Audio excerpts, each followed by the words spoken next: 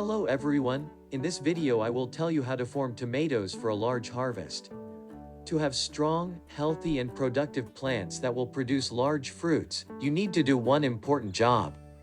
Namely, remove stepchildren. As soon as the tomatoes grow to the height of tying, and sometimes even earlier, stepchildren begin to grow in them. As in our case, stepchildren are processes that appear at the point where the leaf separates from the stem. They can grow uncontrollably, thereby reducing the ventilation of the bush, taking a lot of energy from the plant, reducing the quality of the crop. It is best to immediately remove stepchildren while still in a small state.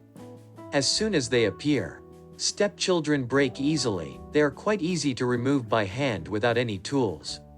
To do this, grab it at the base with your hands and simply pull it to the side. He will collapse immediately. However, the green pigment of the tomato is then poorly washed off, so it is better to do this procedure with gloves. Stepchildren are better in dry sunny weather in the morning, so that all wounds can heal and infection does not get into them. Please note that new folds grow very quickly, so you need to regularly look at the bushes every 3 to 5 days and remove new stepchildren.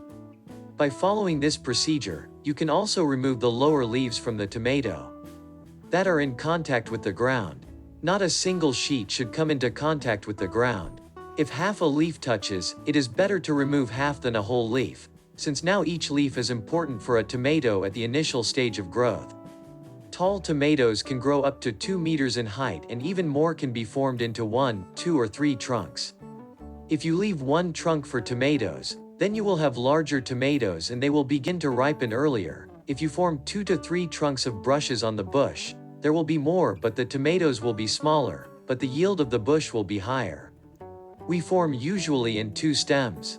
So the bush gives a good amount of large fruits. Our tomatoes are not yet high, so the first brush will begin to bloom, but they already need to be formed. To form 2 trunks, we leave the strongest stepchild which is in front of the first formed brush. Here it is, we don't touch it, and we remove all the stepchildren that grow below.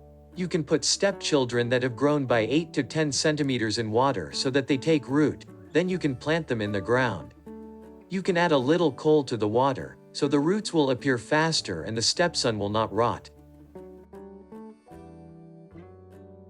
Medium-sized tomatoes grow up to 1.20 centimeters, sometimes up to 1.5 meters.